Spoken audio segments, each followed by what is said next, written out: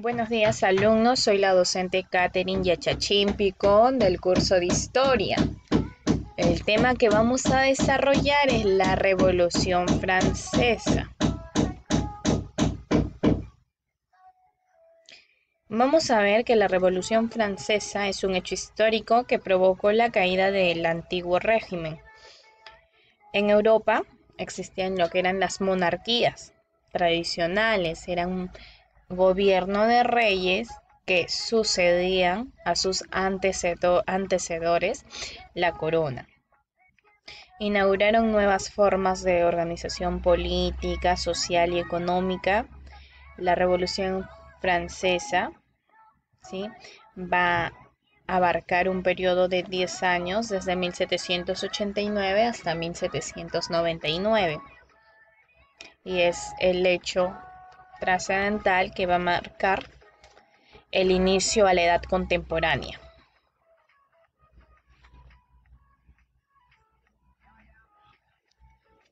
Vamos a ver las causas, porque existieron causas para que se dé esta Revolución Francesa.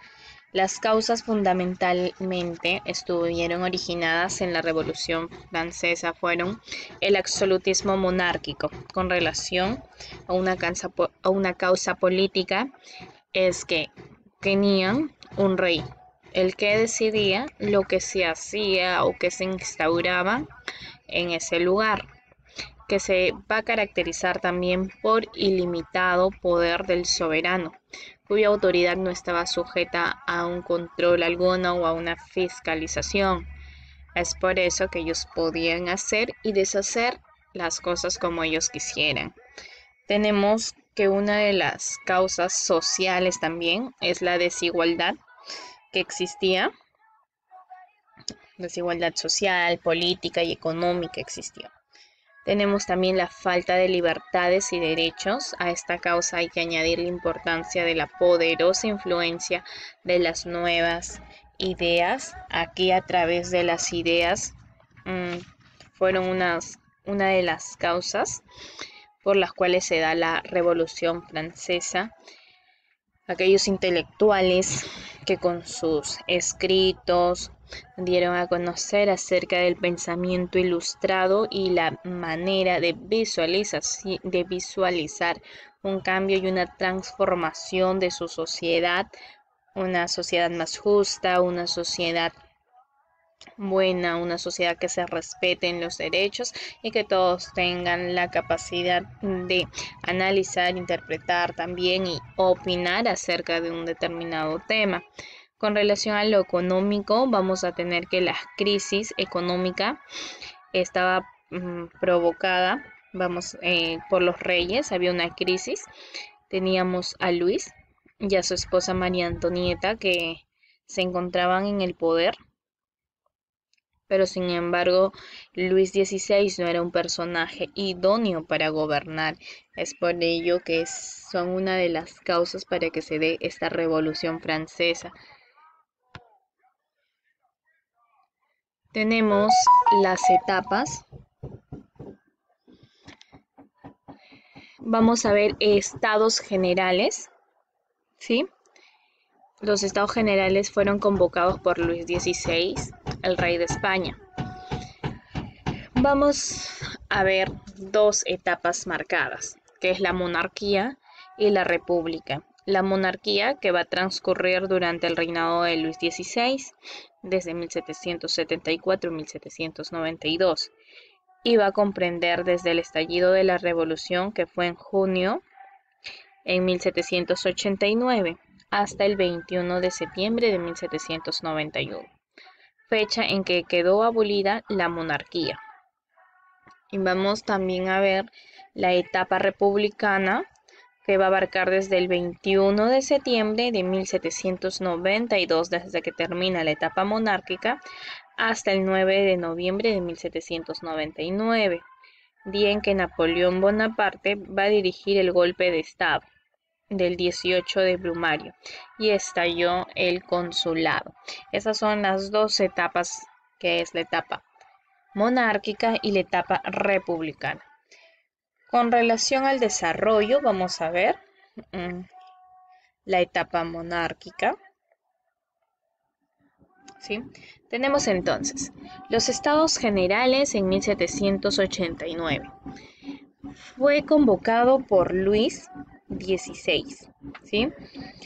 Esto se dio ante la crítica y situación financiera y la crisis ocasionada por el aumento de los gastos públicos. Vamos a ver que hay una hacienda que es Netker que intentó aplicar las reformas profundas, pero los planteamientos que hizo provocó su caída. Luis XVI volvió a llamar a este personaje Necker el ministro de 1788 y este le sugirió que convoque a estos estados generales para conseguir la aprobación de una política generalizada de pago de impuestos.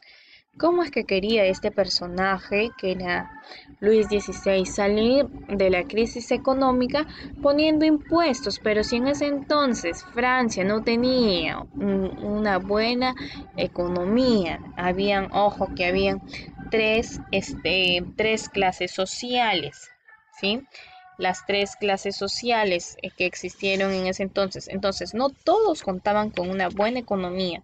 ¿Y cómo era posible que se le dé, pues, no se le pide impuestos y no se le pedía al clero ni a la nobleza, mayormente al tercer estado, que era la gente que más necesitaba? Estaba dividida en tres estados: el clero, la nobleza y el tercer estado, que era la gente que realmente se encontraba por una situación económica que no era una situación indicada. ¿Y cómo es que este representante, que fue Luis XVI, a través de los estados generales, él menciona que hay que Francia salga de la crisis, pero con el impuesto que tenga que pagar? ¿Quién?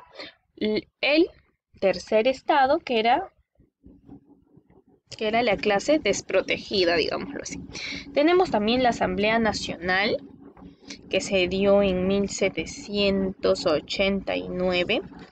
Tenemos ahí que la Asamblea Nacional se creó el 17 de junio de 1789. Es la que marcó el estallido de la revolución. Vamos a tener entonces que, ante la oposición que estaba dada por la Asamblea Nacional, fue asumida por Luis XVI, que pidió al clero y a la nobleza que sesionara con el tercer estado. Poco después vamos a ver que la asamblea pasó a llamarse una asamblea constituyente, porque no solamente acá, solamente asistieron el clero y la nobleza cuando, por ejemplo, vamos a ver que lo formente el tercer estado, se va a denominar asamblea constituyente. Tenemos entonces, esta asamblea constituyente se dio en el año de 1789 a 1791.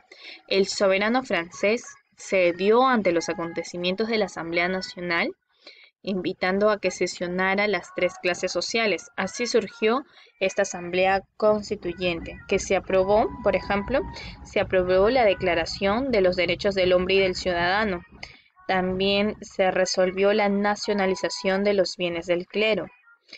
Promulgó la Constitución Civil del Clero, que reorganice a la Iglesia. Aprobó también la Constitución de 1791, ¿sí? Que estableció en Francia la monarquía constitucional. El Estado tendría tres poderes: ejecutivo, ejercida por el rey, que nombra a los ministros y sanciona las leyes.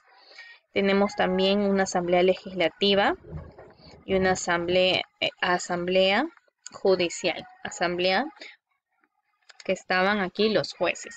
Vamos a ver aquí la Asamblea Legislativa, que se dio en 1791 a 1792. Esta asamblea se va a mostrar más hostil a la monarquía. Esta es la que va a promulgar la Constitución.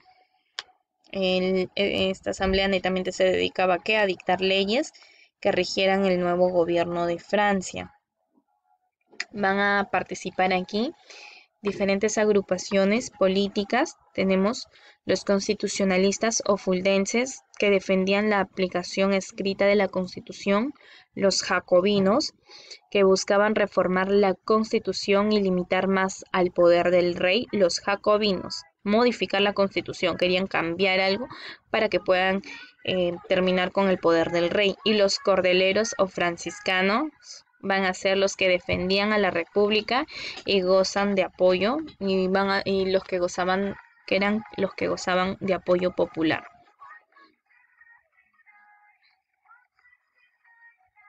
Vamos a ver acerca de la segunda etapa. Tenemos la etapa republicana. Aquí, esta etapa que comprende desde el 21 de septiembre de 1792 hasta el 19 de noviembre de 1799, en que Napoleón Bonaparte da el golpe de Estado del 18 de Brumario y establece el consulado en provecho suyo.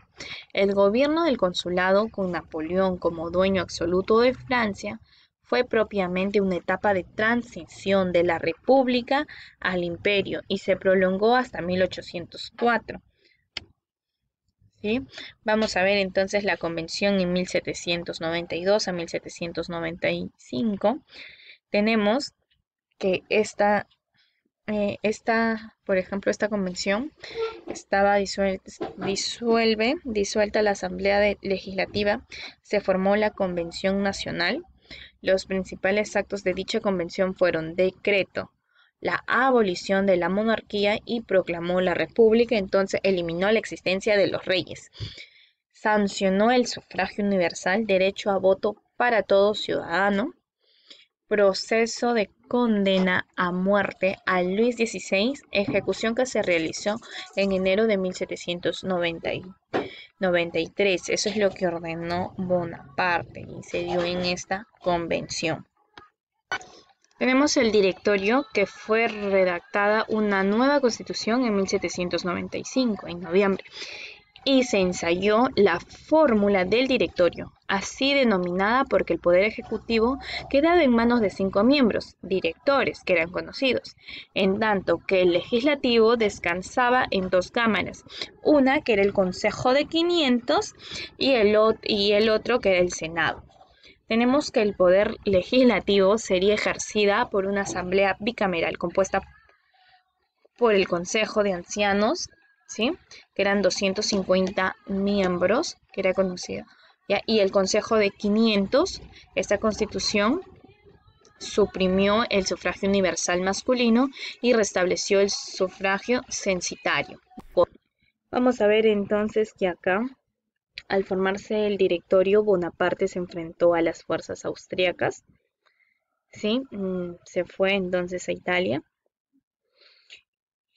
Tenemos también que Napoleón Bonaparte se retiró, siguió con sus marchas, él siguió con sus guerras, con sus campañas, pero sin embargo vamos a ver que él regresa a Francia cuando se entera que el directorio no estaba haciendo un buen gobierno, existía una impopularidad del directorio.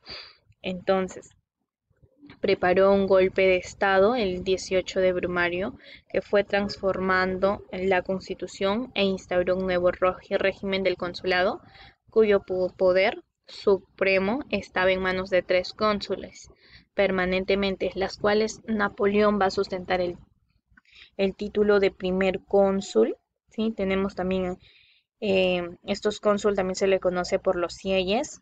Tenemos a Roger Ducos, también, que lo va a conformar. Tenemos que este golpe de Brumario va a marcar el comienzo de la época napoleónica, que fue desde 1800 a 1815, pero en el cual se van a distinguir 3 periodos: el consulado, que fue en 1800 a 1804, luego vamos a tener el imperio y los 100 días. Napoleón va a dar alcance a nivel internacional debido a que llevó a cabo, se llevó lo que es la Revolución Francesa en 1789, va a difundir en Europa los principios de un nuevo régimen, de un nuevo gobierno,